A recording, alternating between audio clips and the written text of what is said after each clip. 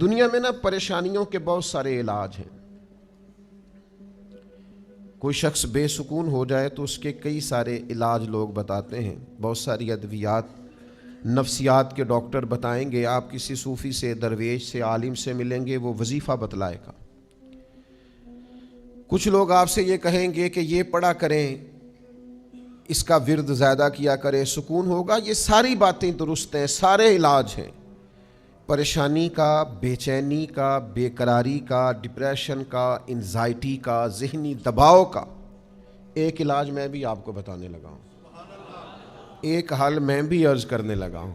اور میں جو حل عرض کرنے لگا ہوں، میں بڑے تجربے کے بعد، بڑی غور و غوض کے بعد، کوئی جذباتی بات نہیں، کوئی خطیبانہ جملہ نہیں، کوئی کسی ادیب کا تراشا ہوا کلمہ نہیں، کوئی کسی شاعر کی بات نہیں، بڑی سمجھ کے ساتھ، بڑی غور کے ساتھ عرض کر رہا ہوں۔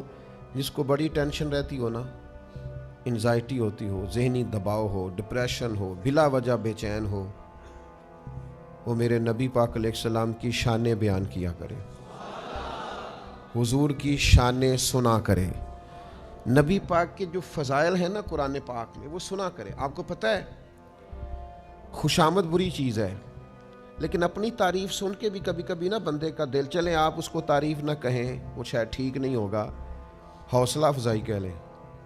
اگر کوئی آپ کی حوصلہ افزائی کرے، کسی اچھے کام میں تعریف کرے تو دل ٹھنڈا ہوتا ہے نا۔ کوئی شخص آپ سے کہے کہ میاں یہ تم نے بڑا اچھا کیا تو سکون ہوتا ہے۔ کوئی آپ کے لائے ہوئے تحفے کو، اس کا خیر مقدم اچھے طریقے سے کرے تو طبیعت میں قرار آتا ہے۔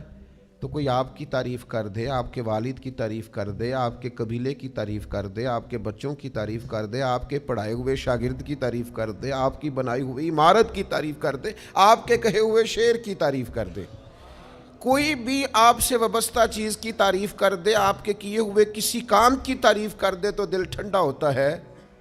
تو میرے بھائی، ان سب سے کچھ بھی دل ٹھنڈا نہیں ہوتا۔ اصل تو دل ٹھنڈا ہوتا ہے جب کوئی مدینے والے محبوب کی تعریف کرتا ہے، جب کوئی حضور کا ذکر کرتا ہے، جب کوئی نبی پاک کی نعت کہتا ہے، جب کوئی حضور کا ذکر کرتا ہے۔ سرور کہوں کہ مالک و مولا کہوں تجھے، باغ خلیل کا گلے زیبا کہوں تجھے، لیکن رضا نے ختم سخن اس پہ کر دیا، خالق کا بندہ خلق کا آقا کہوں تجھے۔